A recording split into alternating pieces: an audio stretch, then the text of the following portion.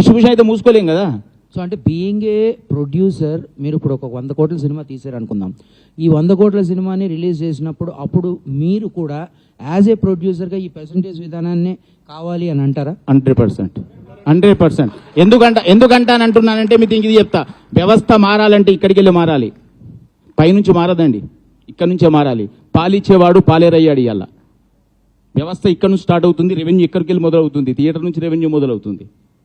కానీ ఇలా ఓటీటీకి పోయిన తర్వాత ఓటీటీ ఇంపార్టెంట్ అయింది, థియేటర్ చిన్న చూపైంది. అది కాదు కదా. ఇక్కడికి వెళ్ళి మనం ఎంజాయ్ చేసేది థియేటర్ని, మనం సినిమా చూసేది థియేటర్ని. కటౌట్లు పెట్టి ఎంజాయ్ చేస్తున్నారు, పాలాభిషేకం. ఎందుకంటే అంతదాకా ఎందుకు? రిపీట్ రన్ సినిమాలు ఫుల్స్ వస్తున్నాయి కదా. ఎందుకు వస్తున్నాయి మరి? ఓటీటీలో ఉంది కదా మూవీ. అది థియేటర్ ఎంజాయ్మెంట్ మిస్ అవుతున్నాం కదా సార్. ఇది ఇప్పుడు ఆల్మోస్ట్ 5 నెలల నుంచి సరైన సినిమా అనేది పడలేదు. అందరికీ ఇక్కడ ఉన్న వాళ్ళందరికీ కూడా, మనందరికీ కూడా పెద్ద అనేది చాలా ఇంపార్టెంట్ సినిమా. ఆ ప్రొడ్యూసర్లు ఏమో పర్సంటేజ్ సిస్టమ్కి మేము వ్యతిరేకమని ఓపెన్గా డైరెక్ట్ ఇంటర్వ్యూలో ఇస్తున్నారు కదా ఆయన టీవీలో. మరి ఏంటి దీనికి సొల్యూషన్ ఏంటి? ఎందుకంటే ఇంకా చాలా దగ్గరకు వచ్చేసింది. అంటే సొల్యూషన్ ఏం లేదండి. యాక్చువల్లీ మేమైతే పర్సంటేజ్ విధానం అని లాస్ట్ మంత్ ఫస్ట్ నుంచే స్టార్ట్ అయినది.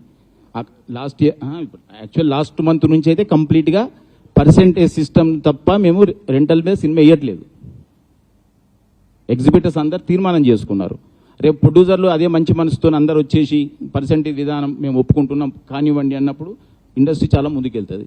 సార్, కౌన్సిల్ మీటింగ్లో ఇద్దరు ప్రొడ్యూసర్లో మీరు ఎవరైతే 22, 23 థియేటర్లు ఎవరైతే ఒక నోటీస్ పంపించారో, మీరు రన్ చేయలేకపోతే మాకు ఇచ్చేయండి థియేటర్స్, మేము రన్ చేసుకుంటామని అన్నట్టు తెలిసింది బయట వార్తలు.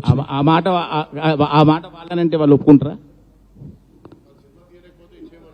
అంటారా? అలా అది అది అది అనే మాట నిన్న మీరు చెప్పండి. వ్యవస్థను మార్చడానికి ఇదంతా అంటే ఎవరు మాట్లాడితే ఒక ప్రొడ్యూసర్ ఒకప్పుడు అన్నాడు నా ముందటినే, థియేటర్లు వర్కౌట్ అయితే లేవు అంటే మూసుకోండి అన్నాడు ఆయన.